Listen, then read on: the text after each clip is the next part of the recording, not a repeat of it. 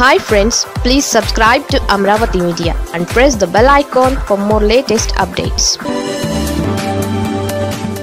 TDP ఎమ్మెల్యేకు big shock, ఆస్తుల స్వాధీనం షురు.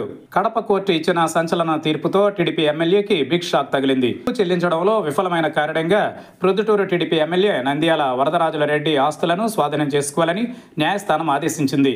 ఈ తీర్పు కేవలం ఎమ్మెల్యేకే కాకుండా ఆయన కుమారుడు కొండారెడ్డికి కూడా వర్తిస్తుందని స్పష్టం చేసింది.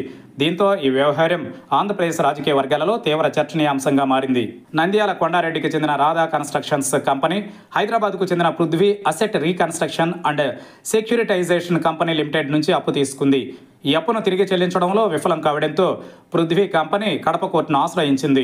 కేసును విచారించిన కోర్టు గోపవరం పంచాయతీలోని సర్వే నెంబర్ 670/A1C1లో ఉన్న 2 ఎకరాల స్థలంని స్వాధీనం చేసుకోవాలని తీర్పిచ్చింది.